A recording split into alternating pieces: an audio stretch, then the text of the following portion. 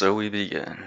A new adventure in a galaxy far, far away. I'd be remiss to neglect the opening crawl, a quintessential piece of Star Wars lore that effectively briefs the audience on the history and background of the setting, while at the same time, as the text casually drifts off into the infinite unknown of space, we get an idea of the vast environment in which our sci-fi story will take place. Top it all off with a dynamic John Williams score, and you've got one of the most iconic movie introductions in cinematic history. But you know what? Nah, that's too much work. Instead, they copied the prelude to the prelude, slapped on a bland orchestral bridge, and called it a day.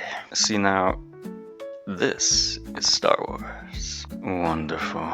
The story of the Acolyte starts off with a pathetic bang as we watch our presumable Acolyte murder Jedi Trinity in a very anticlimactic manner. But wait, the Cali cosplay assassin from the beginning wakes up wearing a different outfit and supposedly a different personality. Further character introductions that really amount to nothing in the end ensue, while the episode eventually takes an unfortunate series of events.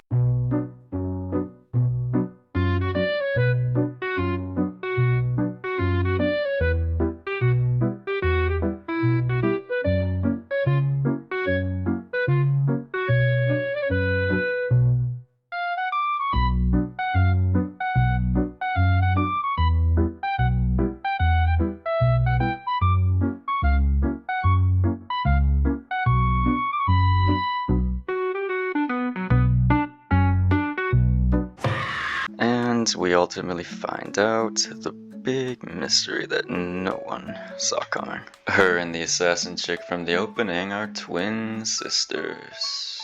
You would think that this would be the sort of reveal you would save for later in the season, maybe even as the season finale. Nah, this is not your typical Star Wars story. But hey, don't worry, the show still has plenty of crazy reveals for the audience. In fact, you could say that this is one of those shows that relies entirely on cheap reveals to evoke some superficial response from the audience in order to compensate for the lack of legitimate storytelling. Honestly, I could sum up the plot of the season through those reveals. The sisters both thought the other was dead, but they're actually both alive. OMG, Jedi Tommen just willingly killed himself. OMG, Evil Twin has decided on a dime to change sides. And Jedi Wookiee's dead. OMG, the big bad just killed two named characters. OMG, Chimere is actually the big bad. OMG, Evil Twin killed their mother. No wait, it was actually Jedi Squid Games that killed the mother. OMG, the Jedi are evil.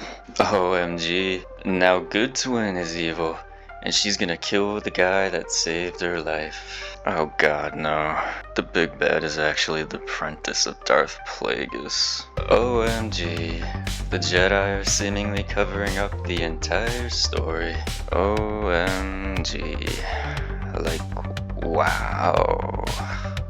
What does it all even mean? When we get back home, I'm retired from the revolution. Start a family. Oh, bread, you know what I mean? Big old...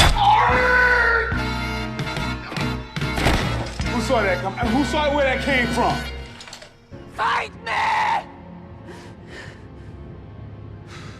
And as you'd expect, the plot and characters suffer immensely from this sort of storytelling, because sprinkled in between all the dramatic reveals is some of the most shallow dialogue and character interactions I've ever seen. It's either utterly pointless or unnaturally exponential. For an example of the former, in the first episode, there's this awkward interaction between Jeckie and Yord that basically can be summarized as Yord looks dumb, Jeckie makes fun of him. LOL.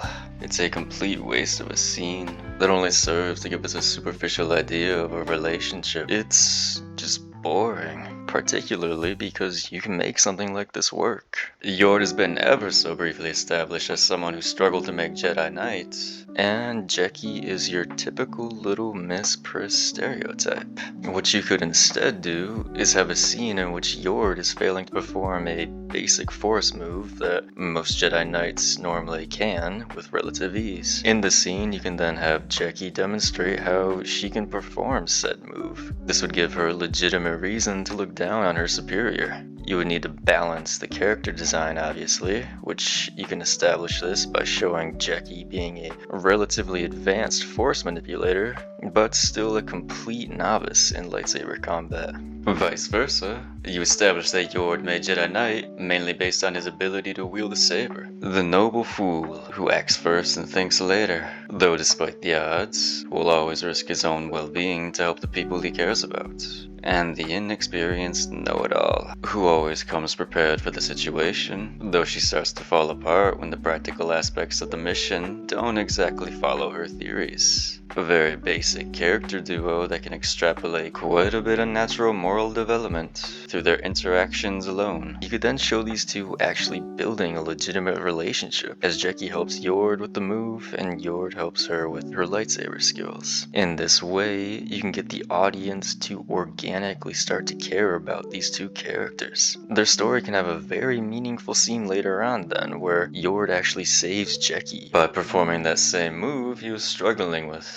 But nah.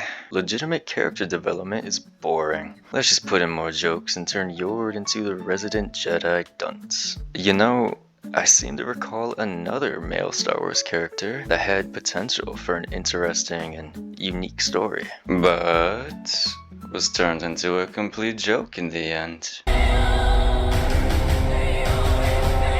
There's so many of them! Lesbos! Positions!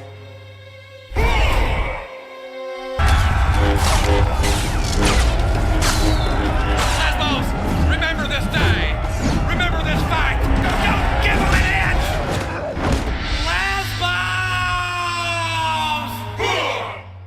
Honestly though, what's truly frustrating about these characters is that the majority of their interactions don't aid in advancing or revealing elements of the overall plot. They don't influence the main characters or antagonist in any meaningful ways. You could remove several of these named characters and the story would still end in the same way. It's all just superficial fluff meant to fill out time. Oh, I want to kick that little turd burglar. This show just doesn't make me feel like I'm watching a sci-fi epic occurring in some galaxy far, far away. Instead, I feel like I'm watching some college kid's original dramatization about Star Wars, based on her girlfriend's weird fanfiction about being choked out by a Sith Lord. Initiate snoo snoo. Man.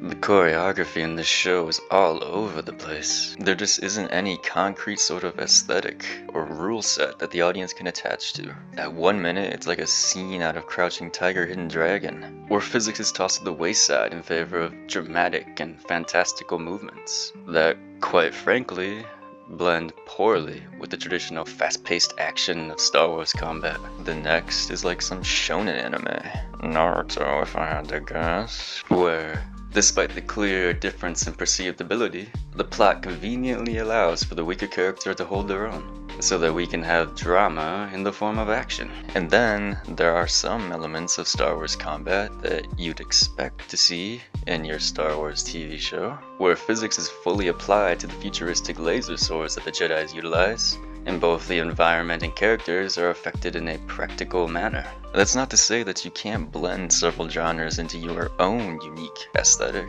The problem is that requires some legitimate creative initiative, and it seems to be quite apparent that that is lacking in this show.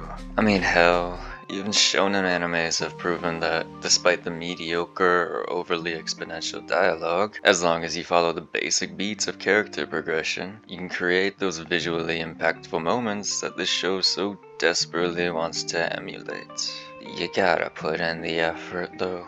I suppose I can give them partial credits for the opening scene between Evil Twin and Jedi Trinity. I'll grant that through the fight choreography we get a clear dichotomy between the wild and rage-filled Evil Twin versus the calm and gentle style that Jedi Trinity uses. However, we later see in episode 5 that Little Miss Priss also fights with a wild, rage-filled style. And in episode 2, we see the Jedi Squid Games also fight with a calm and gentle style.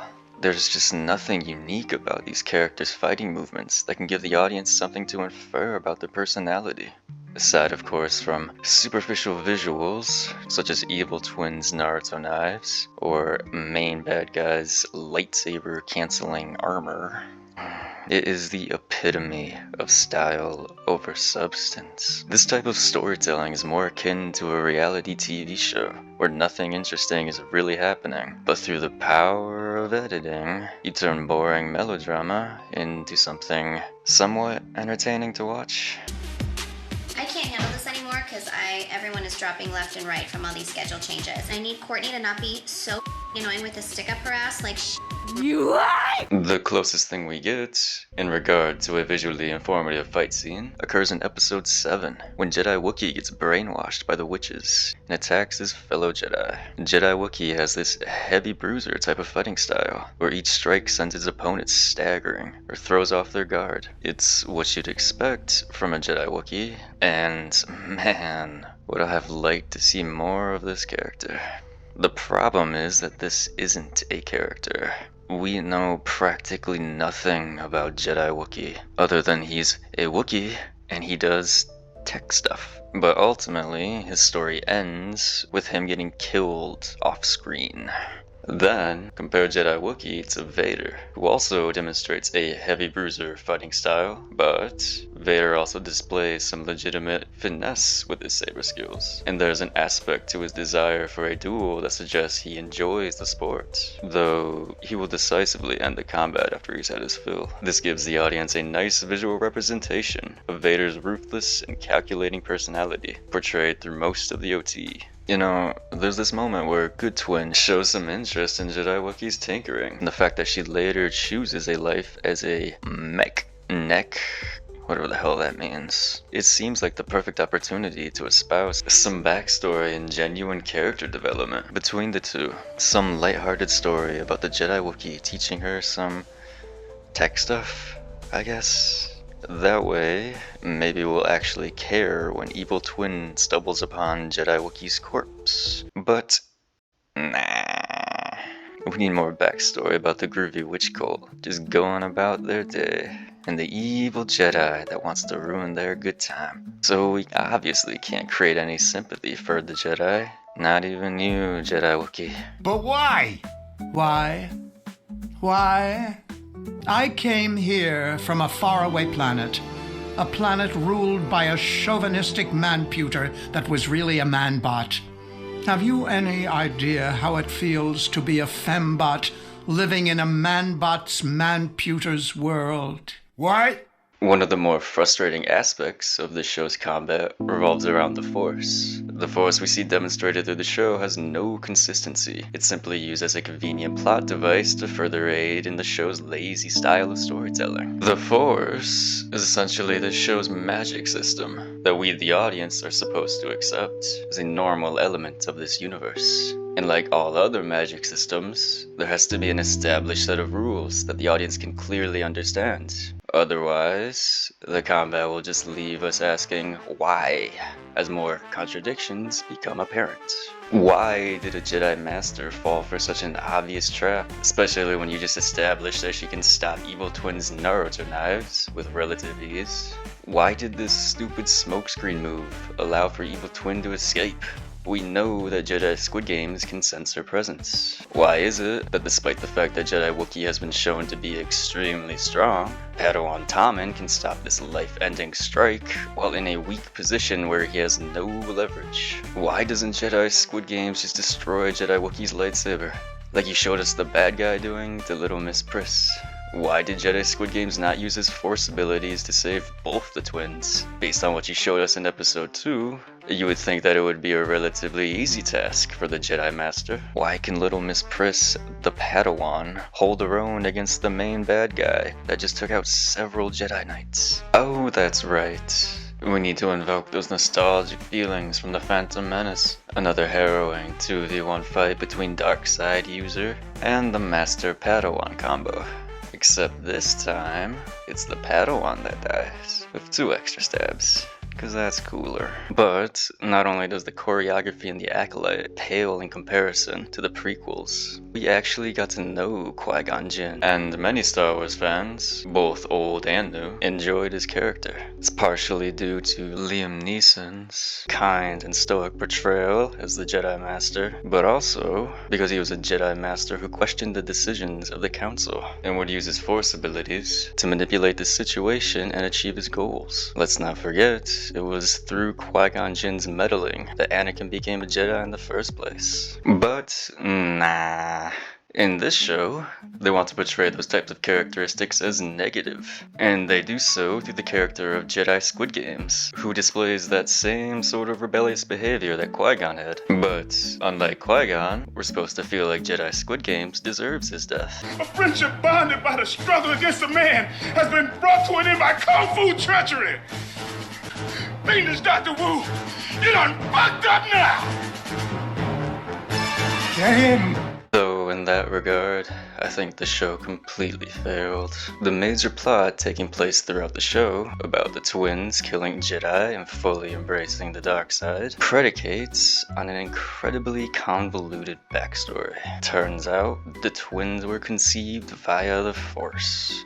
And yes, just like Anakin Skywalker, the chosen one. And there's 2 of them. Great. And may I also add, these 2 girls are very clearly not twins, yet they grow up to look perfectly identical. You know what also grinds my gears? The fact that these 2 little non-twins do a better job of portraying the differing personalities of the sisters, far more convincingly than the main actress. And since I'm already in the realm of tangents, one more for good measure.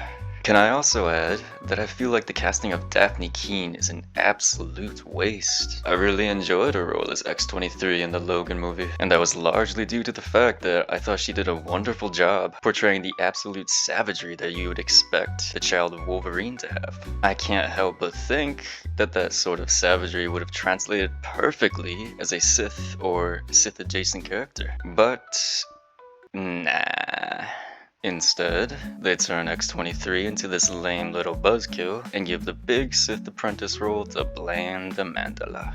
Get away from me! That's my purse! I don't know you! Who's next? Well, by complete coincidence, Jedi Squid Game spots the non-twins using the Force and convinces his colleagues to check out the situation. Mother Witch tells the others not to use violence against the Jedi, then proceeds to mind invade Padawan Tommen's brain. So, violence is wrong, but using the Force equivalent of drugging someone somehow doesn't count. Whatever you gotta tell yourself, Leslie. The non-twins then take a Force sensitivity test and are instructed by the cult to fail. Evil non-twin fails, but Jedi Squid Games convinces good non-twin to take the test seriously, and she passes. Good non-twin then tells everyone she wants to be a Jedi, and all hell breaks loose. Evil non-twin accidentally traps good non-twin in her room and starts a fire that spreads ever so efficiently through this stone structure. Meanwhile, the Jedi are frantically on their way to the compound to take the non-twins back to the Jedi Council because Padawan Tommen is homesick and wants the mission to end. We eventually arrive at one of the most ridiculous standoffs I've ever seen between characters I care nothing about. Evil non-twin comes crying for help because she's about to kill her sister with the fire she started. Mother Witch then starts to disintegrate into this evil-looking ghost form, and evil non-twin starts to disintegrate as well. Before the child disappears, Jedi Squid Games kills Mother Witch, and with her dying breath, she says she would have let good non-twin go with the Jedi. The rest of the witch cult then control Jedi Wookiee, and while I mentioned before that Jedi Wookiee does have a distinct fighting style, the actual fight scene itself is horribly choreographed, just like the rest. After wailing on Jedi Squid Games and Padawan Tommen,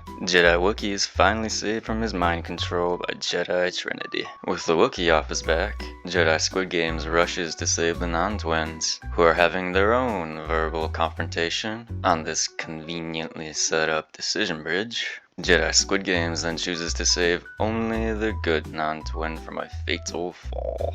Not to worry though, because the story wouldn't exist if evil non-twin died. Kind of kills the tension of the moment, don't you think?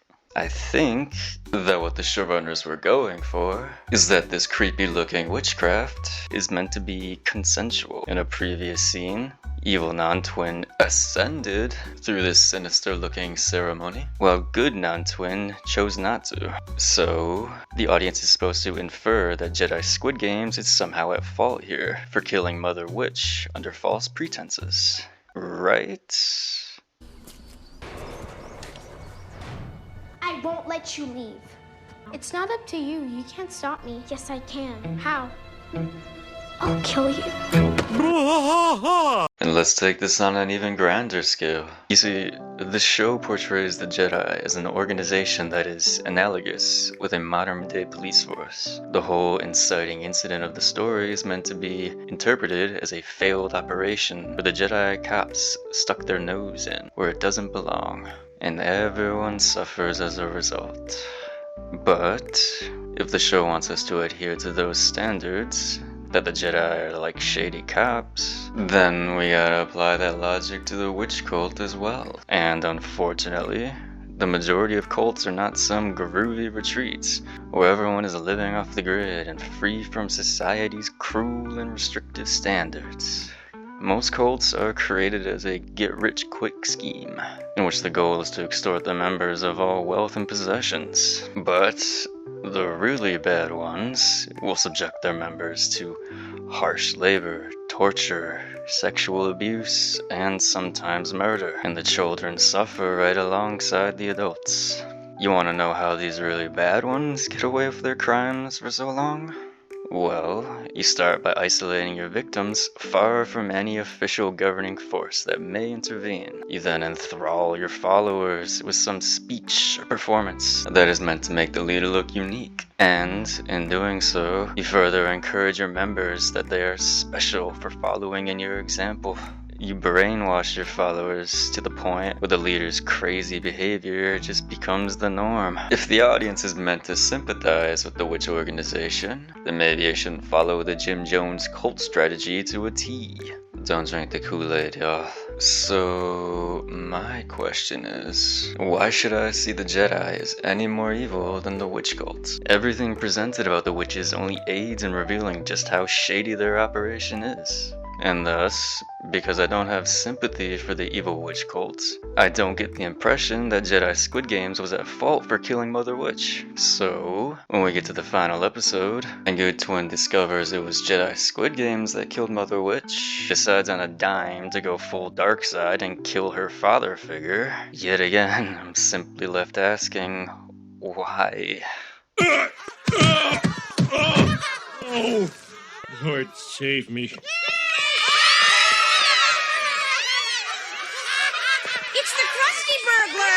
Oh my God! He's stealing all the burgers!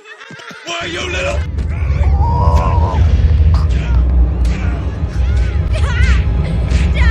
Stop! He's already dead. And I'll happily apply that same sort of logic when I'm critiquing the Star Wars films that I actually enjoy. The war between the Ewoks and the Empire during Episode 6 is meant to be George's allegory for the Vietnam War, and I think it fails horribly in that regard. The result of this battle, due to the technological difference between the Empire and the Ewoks, would be more akin to a US Black Hawk mowing down a group of chimpanzees, not a military superpower invading the home turf of a sufficiently armed Viet Cong trained in guerrilla warfare. And of course, the prequels have an entirely ridiculous political side plot meant to portray the Emperor's insidious rise to power. But the story follows like it's a schizophrenic historian recounting the rise of Napoleon. However, I can forgive all these writing mistakes, because despite all the Jar Jars, the Ewoks, and the sand quotes, I'd still argue that the OT and the prequels presents an interesting and complete story. One about an innocent slave boy chosen to restore balance to the Force and destined to destroy the Sith. He is reluctantly trained by the Jedi despite his strong emotional attachments. All the while, he is slowly corrupted directly by a Sith Lord. Do it. And rather than fulfilling his destiny, he betrays the Jedi and joins the Sith, creating a very tragic interlude in a galaxy far, far away, until the story of the Chosen One's son begins, and we continue on with A New Hope. The son's journey echoes the father's in many ways, and the two both initially share an optimistic type of personality, but without the constant influence of some evil entity whispering in his ear. The son leads a much more altruistic path than the father, where he ultimately resists those same temptations that swayed his father, while also saving him in the process. And the story concludes as the Sith are finally eliminated and balance is returned to the Force. There's nothing in the Acolyte that even comes close to that type of retrospective character study. The main characters in this show fail to display any authentic moral integrity. They have no agency in their own personal stories. Everyone just progresses throughout the plot because of vague and pointless reasons. The writing and visuals are so bad that delving into the many lore-breaking aspects of the series just feels pointless, because at the end of the day, the Acolyte is simply storytelling schlock.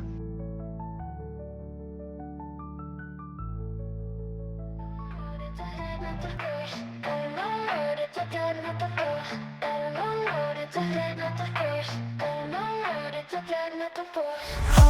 lord, it's a dread, not the Force. Oh my lord, it's a dread, not the Force.